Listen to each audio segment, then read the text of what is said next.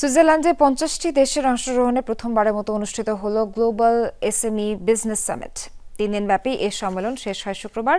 ছোট ও মাঝারি আকারের উদ্যোক্তাদের বিশ্ববাজারে পরিচিত করে দেয়াই এই আয়োজনের লক্ষ্য। বিশ্বের বহু দেশের পাশাপাশি এই সামিটে অংশ নেয় বাংলাদেশের বেশ কয়েকটি ব্যবসা প্রতিষ্ঠান। সুইজারল্যান্ড থেকে সহকর্মী জাকির হোসেন সুমনের প্রতিবেদনে থাকছে বিস্তারিত। ক্ষুদ্র ও মাঝারি ব্যবসায়ী সংগঠনগুলো পরিচিত হবে বিশ্ববাজারে। সে লক্ষ্যকে সামনে রেখে প্রথমবারের মতো সুইজারল্যান্ডের ডাভোসে বিশ্বের 50টি দেশের অংশগ্রহণে অনুষ্ঠিত হলো গ্লোবাল এসএমই বিজনেস সামিট।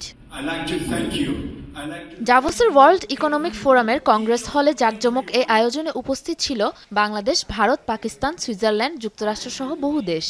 ক্ষুদ্র ও মাঝারি ব্যবসায়ীদের পাশাপাশি উদ্যোক্তাদের নিয়ে বাংলাদেশি বংশোদ্ভূত ব্যবসায়ী আনিস খান গড়ে তুলেন গ্লোবাল এসএমই বিজনেস হোম বা জিএসবিএইচ প্ল্যাটফর্ম, যার উদ্যোগে অনুষ্ঠিত হয়েছে 3 দিনব্যাপী এই সামিট। গ্লোবাল এসএমই সামিট আজ পর্যন্ত পৃথিবীর কোনো জায়গায় হয় নাই। আমি অ্যাজ এ প্রাউড বাংলাদেশি হিসাবে এটা প্রথম প্রতিষ্ঠিত করছি। আমরা আগামী বছর আবারও গ্লোবাল এসএমই সামিট করব ইনশাল্লাহ।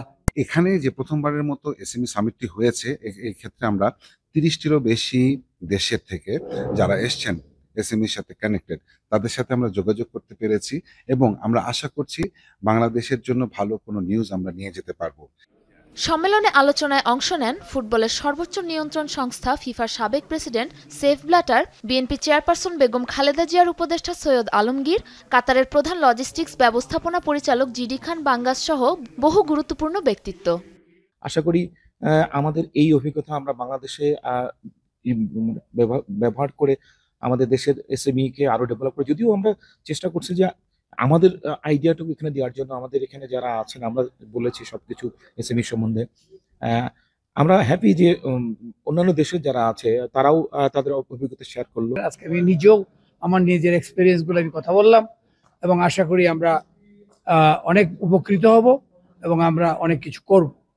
অতএব এটা আমাদের জন্য খুব important. I think all the small medium-sized company can have a benefit and their company can be shown in around the world, and you can get all type of requirement whatever you need for your company to establish your business. 3 September শুরু হওয়া এই summit শেষ হয় 5 September. বিশ্বের বহু দেশের পাশাপাশি এতে অংশ নেয় বাংলাদেশের এভিয়েশন ও ট্যুরিজম সেক্টরের বেশ কয়েকটি প্রতিষ্ঠান। সাবরিনা নুসরাত, যমুনা নিউজ।